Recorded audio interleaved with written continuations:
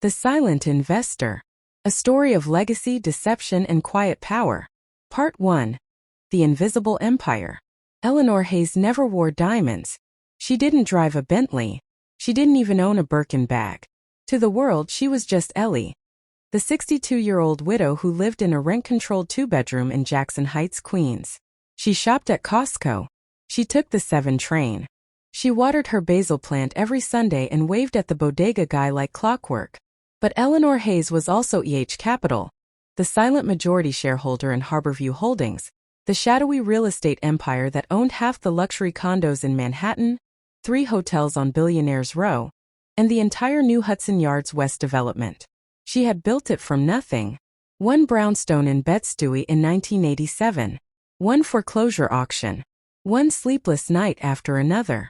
Her late husband, Thomas, had been the face, the charming Irish contractor with the golden handshake. Eleanor had been the brain, the spreadsheets, the 3 a.m. calls to lenders, the one who said buy when they're scared. When Thomas died of a heart attack in 2009, the vultures circled. Partners tried to push her out. Banks froze her credit lines. The Times ran a headline, Hayes' empire crumbles. She didn't fight in public. She just disappeared, vanished from boardrooms, stopped signing documents in person.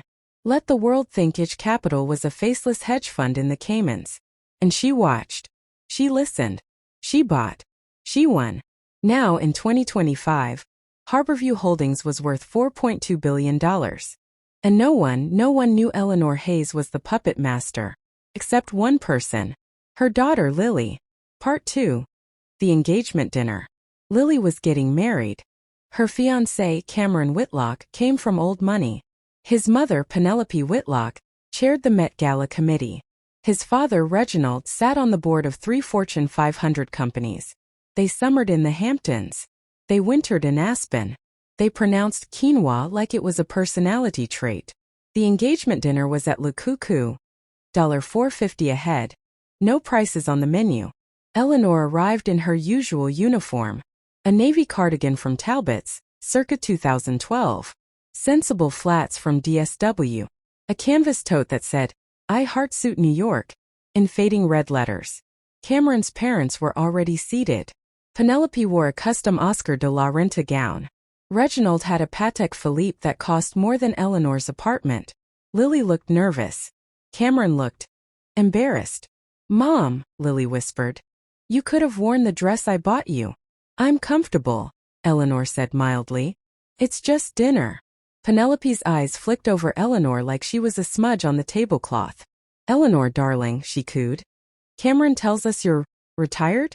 Widowed, Eleanor corrected. And yes, I manage. Manage, Penelope repeated, as if tasting something sour. How quaint. The sommelier poured a $300 bottle of Sancerre. Penelope swirled it like she was born holding crystal. So, Reginald leaned in. Lily says you live in Queens. Jackson Heights, Eleanor nodded. Great halal cart on 74th. Penelope choked on her wine. Cameron laughed too loud. Mom's joking. She's eccentric. Eleanor smiled. She smiled the way a cat smiles at a mouse that doesn't know it's already dead. Part 3. The proposal of a different kind. Dessert arrived. Soufflé au chocolate with gold leaf. Penelope dabbed her lips with a napkin that cost more than Eleanor's weekly grocery bill. Eleanor, she said, we need to talk about the wedding. Of course. We're covering everything. The plaza. Vera Wang. A string quartet from Juilliard. But. She glanced at Reginald. He nodded. We'd like to help you too. Eleanor tilted her head. Help me. Penelope lowered her voice. With appearance. A stylist. A new wardrobe. Maybe a condo in the city? We can't have you looking like. She gestured vaguely at the cardigan. This. In photos. At the wedding. Cameron winced. Lily stared at her plate. Eleanor set her fork down. The clink echoed like a gunshot. Let me get this straight, she said calmly. You want to buy me a new personality. For Instagram. Penelope bristled. It's not like that. We're generous. We just want Lily's day to be perfect. And my presence, Eleanor said. is a flaw in the aesthetic. Reginald cleared his throat. We're prepared to offer you a monthly allowance, $5,000, to ease your burdens. In exchange, you'll limit your involvement.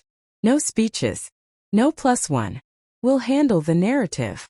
Lily's eyes filled with tears. Mom, please don't. Eleanor stood. The entire restaurant went quiet.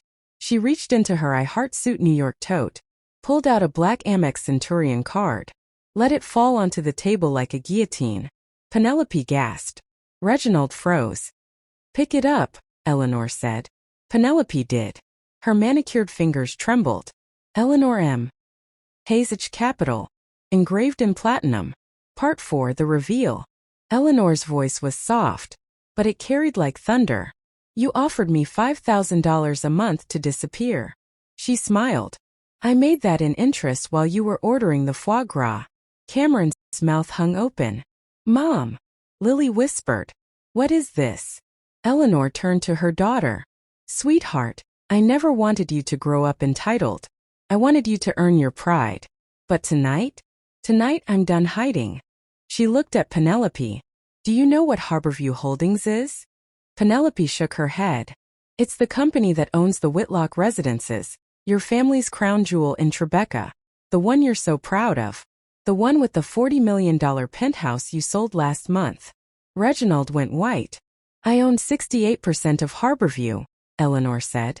I've owned it since 2018. I bought it out of foreclosure. Your family's been paying me rent for 7 years. She pulled out her phone, opened an email, turned it to them. Subject: Urgent Whitlock Residences Loan Default. From J.P. Morgan Private Bank. H Capital has 48 hours to call the $180 million note. Recommend immediate action. Penelope dropped the Centurion card. Yuri H? She stammered. Eleanor nodded. These stands for Eleanor. The H for Hayes. And the silent part? That was my choice. Part 5 The Reckoning. Cameron stood. This is insane. You've been lying to us, to Lily, this whole time. I've been protecting her, Eleanor said. From people like you. People who think love comes with a price tag. She turned to Lily. I wanted you to marry for love, not legacy. But I see now, I should have trusted you with the truth. Lily was crying. Why didn't you tell me? Because I was ashamed, Eleanor said. Not of the money. Of what it does to people. Your father and I, we saw friends turn into monsters when the checks got bigger. I didn't want that for you. Penelope tried to stand.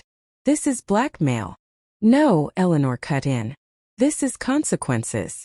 She tapped her phone. Option A, you apologize. Publicly. On your family's Instagram. You admit you judged a woman by her cardigan. And you never speak to my daughter like a charity case again. Option B. I call the loan. Your building goes into receivership. The Post runs the headline. Whitlock Empire collapses, saved by a grandma from Queens. Reginald's hand shook. You wouldn't. Try me. Silence. Then Penelope whispered. We'll do option A. Eleanor smiled. Good. And one more thing. She pulled a USB drive from her tote, plugged it into her phone. A video began to play. It was security footage from Le Cuckoo. Every sneer. Every insult. Every offer of alms. I've already sent it to page 6, Eleanor said. With a caption. When kindness costs more than couture. Part 6. The Aftermath. 3 days later, Penelope Whitlock's apology went viral. I was wrong. I judged a woman by her clothes, not her character. Eleanor Hayes is not just a mother-in-law. She is a legend. And I am humbled. The comments exploded. Queen Ellie said, not today. This is giving Succession, but make it wholesome. Plot twist of the year. Lily and Cameron postponed the wedding. Not out of anger.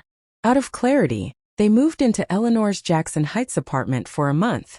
No doormen. No private chefs. Just Sunday dinners with homemade lasagna and stories about Thomas.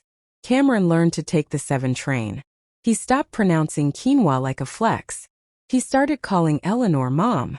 And one night, over tea on the fire escape, Lily asked, Mom, are you happy? Living like this? Eleanor looked out at the Queen's skyline, modest, real, alive. I have you, she said. I have peace. I have a basil plant that refuses to die. What more could a billionaire want? Epilogue: The Legacy. 6 months later, Harborview Holdings announced a new initiative, the Eleanor Hayes Fellowship. $10 million in grants. 4 single mothers starting businesses. No board seats required. No strings attached. The application was one question. What will you build with your own 2 hands? Eleanor never moved out of Jackson Heights. She kept the cardigan. She kept the tote. She kept the basil. But now, when she walked into boardrooms, she didn't hide. She just smiled. And the room went quiet. Because some women don't need diamonds to shine. They just need to stop pretending they're small. Then, want a sequel?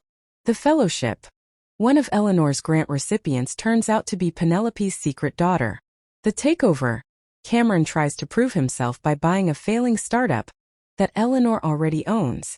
Let me know in the comments which character should get their own spin-off. And don't forget to super thanks if you loved Ellie's glow up. Next story drops Friday. Subscribe. See you then.